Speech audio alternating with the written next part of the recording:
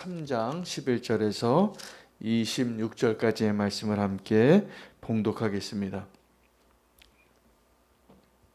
함께 읽겠습니다. 내 아들아, 여호와의 징계를 경히 여기지 말라. 그 꾸지람을 싫어하지 말라.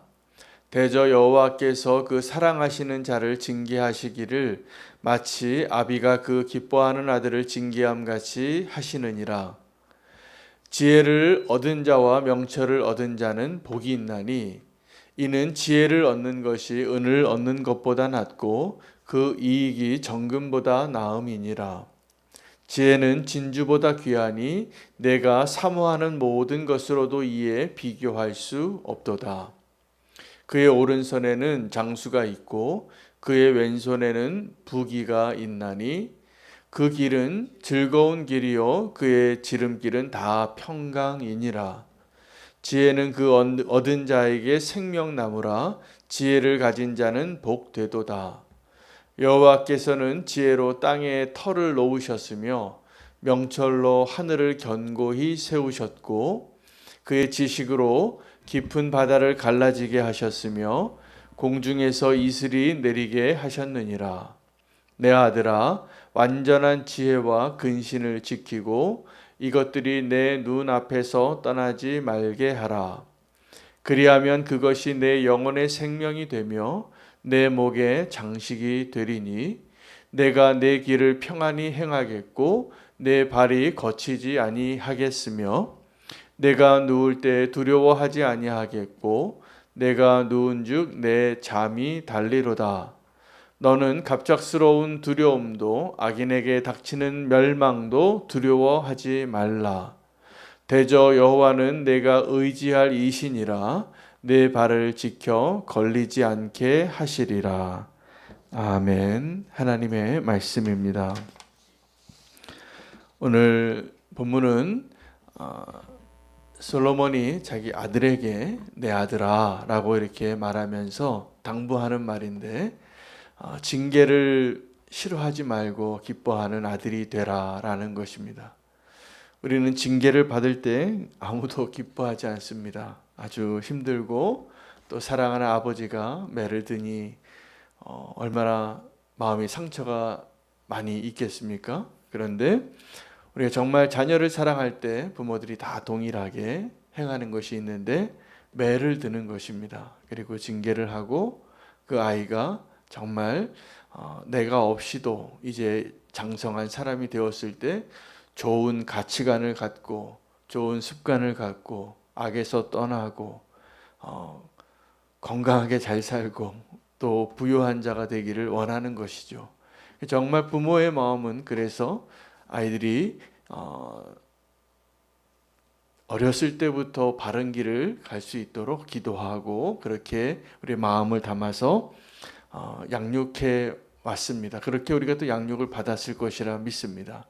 그래서 부모의 마음에도 내 사랑하는 자녀를 그렇게 징계하는 마음이 있는데 더 완전한 지혜로 완전한 능력을 가지고 계시는 하나님께서 우리의 길을 인도하실 때 그분의 기대와 그분의 소망에 도달하도록 우리를 징계하시는 것을 반드시 알고 우리가 하나님의 징계하심에 대한 믿음의 눈이 오늘 열려지기를 원합니다. 옆집 아들에게는 우리가 징계하지 않습니다. 내 아들에게 하는 겁니다.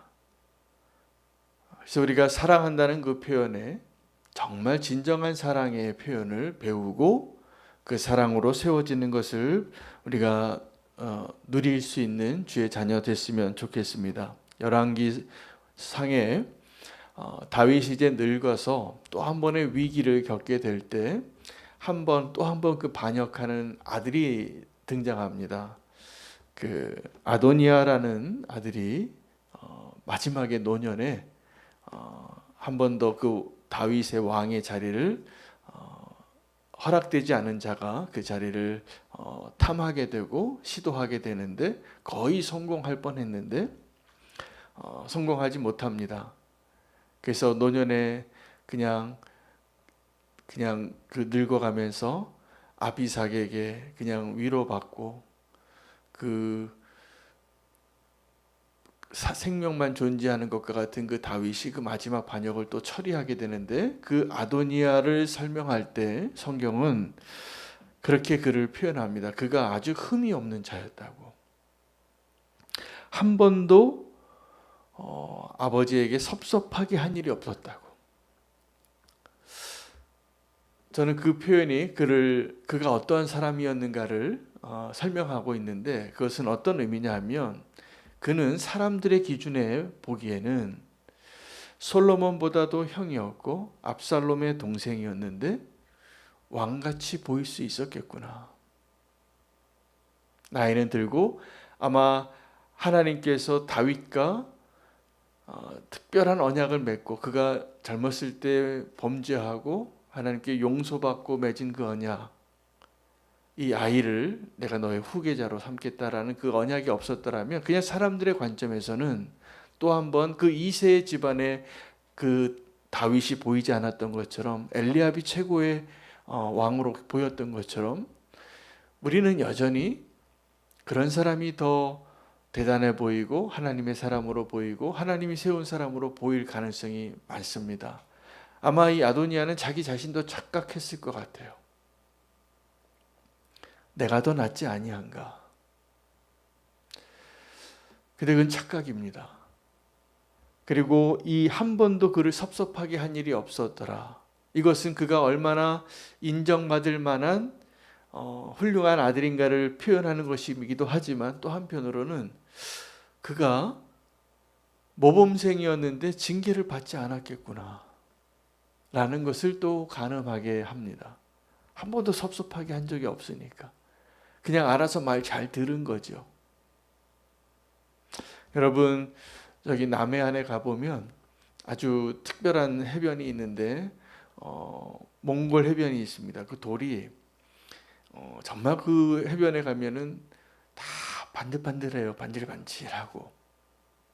근데 그 해변가에 그 돌들이 그 육지에서부터 흘러내려서 그 강물에 다 깨어져서 그 모였을 때 그 파도가 칠 때마다 계속 다듬어져서 아주 계란 같습니다. 다 맨들맨들하죠. 근데 그 보기 좋게 그렇게 아름다운 아주 특별한 해변가에 있는 그 모래들, 그것은 수많은 연단을 통해서 다듬어져서 나타난 결과라는 것이죠. 하나님이 저와 여러분을 사랑하시는 증거가 있다면 지금도 우리를 포기하지 아니하시고 우리를 하나님 닮아가고 예수 그리스도를 닮아가는 그 자리에 이르도록, 믿음의 길을 가도록 끊임없이 우리를 징계하고 연단하는 가운데 우리를 인도하실 것이라는 것을 신뢰하는 겁니다. 그리고 그것을 기뻐하는 자가 되어야 한다고 말하고 있는 것입니다. 우리는 하나님의 징계를 받을 때 하나님이 나를 사랑하는가 미워하는가에서부터 우리의 마음이 잘 확인되어야 합니다. 하나님 우리를 징계하실 때 하나님 우리를 사랑한다고 느낄까요? 미워한다고 느낄까요? 우리의 그냥 감정으로는 하나님이 나를 미워하시는가 보다. 왜 저렇게 징계 안 받고도 잘 사는 사람이 있는데 왜 나의 삶은 이렇게 하나님이 고되게 하실까? 아마 그러한 관점에서 본다면 다윗처럼 고난이 많은 사람이 없었거든요. 왕으로 기름 부음 받고 나서도 그 미치광이 왕 사울이 그렇게 쫓아다니면서 그 한 사람 잡으려고 수배범이 되고 모든 백성들이 다윗을 돕지 못하게 하고, 근데 그 고난을 받고 그것을 통하여서 하나님을 붙잡으면 붙잡을수록 다윗은 정금과 같이 하나님의 사람이 됩니다. 그것이 하나님의 지혜라는 것이죠. 하나님께서 우리를 사랑하실 때 우리를 지혜로운 자, 하나님이 우리를 그 지혜로 인도하고 계심을 꼭 신뢰하시기 바랍니다. 그 지혜는, 우리가 생각하는 지혜는 어떻게 되냐, 우리가 생각할 때 어떤 결과에 도달할 수 있는 원인과 그 과정을 생각하는 것보다 훨씬 뛰어난 지혜로 우리를 인도하고 계십니다. 오늘 그래서 우리를 징계하시는 그 하나님의 사랑을, 그 하나님이 여기서는 지혜가 사실은 하나님이신데, 그 하나님이 어떻게 우리를 사랑하고 인도하시는가를 신뢰하라라는 것을 설명하기 위하여 창조의 때의 지혜를 통하여 어떻게 하나님이 창조하셨는가를 기억하라고 하십니다. 8절에 19절에 여호와께서는 지혜로 땅에 터를 놓으셨으며 명철로 하늘을 견고히 세우셨고, 20절에 그의 지식으로 깊은 바다를 갈라지게 하셨으며 공중에서 이슬이 내리게 하셨느니라. 그리고 그 지식은, 그 지혜는 16절에 이렇게 이야기합니다. 그의 오른손에는 장수가 있고 그의 왼손에는 부기가 있다. 여기서 그는 지혜를 의인화해서 설명했고, 그 지혜는 하나님을 의미합니다. 그 하나님의 지혜의 오른손에는 장수가 있고 그의 왼손에는 부기가 있는데, 우리가 원하는 것은 이 지혜의 양손에 달려있는 선물일 때가 많은 거죠. 우리는 이 땅에서 원하는 장수와 부귀 영화를 원하는데, 사실은 그것은 이 지혜의 양손에 있는 선물 꾸러미에 불과한 것입니다. 그러면 우리가 구해야 할 것은 이 선물 꾸러미가 아니라 지혜를 구해야 한다는 것이죠. 솔로몬은 그래서 참 지혜 있는 자였던 것 같습니다. 그래서 그 지혜를 보고 하나님이 솔로몬에게 정말 지혜로운 사람이 될 수 있도록 축복하신 것입니다. 그래서 솔로몬의 인생을 통해서 하나님 우리에게 주시는 메시지는 무엇이냐면, 솔로몬의 부귀 영화를 부러워하는 자가 아니라 솔로몬이 택했던 그 지혜를 우리도 택하라는 것입니다. 솔로몬은 하나님에게 그 축복을 얻어서 내가 너에게 무엇을 줄까 하나님이 축복해 주실 때, 그 속의 마음에는 장수와 부귀 영화와 대적을 이기고 싶은, 우리가 다 모든 사람이 보편적으로 원하는 것, 이 땅에서의 축복을 그도 원했겠지만 그것을 원하지 않은 거예요. 우리가 오늘 그것을 선택할 수 있는 지혜가 있게 되어지기를 원합니다. 그래서 그 지혜를 의지하는 것은 우리가 원하는 것도 그 지혜의 손에 달려있고, 그 지혜는 이 세상을 창조하실 때 하나님이 그 지혜로 창조하셨던 그 지혜라는 것입니다. 오늘 본문 묵상하다가 제가 이런 질문이 생겼습니다. 이 세상을 창조하고 이 세상을 운행하시는 것과 하나님의 형상을 따라서 지음받은 우리의 인생을 인도하시는 것 가운데 어떤 것이 더 어려우셨을까? 뭐가 더 어려운 일입니까? 우리의 입장에서 생각을 해보면, 우리의 능력과 우리의 상상력의 한계에서 생각을 해보면, 우리는 할 수 없는 게 있는데 이 창조는 우리가 할 수 있는 일이 아니잖아요. 우리가 그 바다의 경계를 지울 수 있습니까? 이 하늘의 궁창을, 하늘의 궁창과 이 땅의 두 번째 궁창을 이렇게 유지할 수 있습니까? 이 천체를 운행할 수 있습니까? 천만에요. 엄두도 못 낼 일입니다. 우리는 그 가운데 아주 티끌 같은 존재니까. 하나님이 창조하신 이 피조 세계 가운데. 그런데 하나님이 창조하신 이 피조 세계 가운데 저와 여러분에게 하나님의 형상을 따라 지음을 받도록 한 그 특별한 은혜를 주시고, 우리 안에 하나님의 뜻이 완성되어질 수 있도록 우리에게 자유의지를 주신 것이에요. 그래서 우리는 어떤 자유를 줬냐면, 우리가 감히 하나님인 것처럼 착각할 수 있는 자유를 주신 거죠. 근데 우리를 통하여서 하나님이 정말 원하시는 가장 기쁨이 하나가 남았어요. 우리가 하나님을 알고, 우리가 하나님을 인정하고 하나님을 예배하는 자가 되는 것을 보시는 기쁨입니다. 우리가 하나님의 아들이기 때문에, 자녀이기 때문이죠. 하나님의 형상을 따라 지음받은 자. 근데 우리가 그것을 반역하고 하나님처럼 하나님을 대적하는 자로 살아가는 것을 보면서 하나님은 기쁘지 않으세요?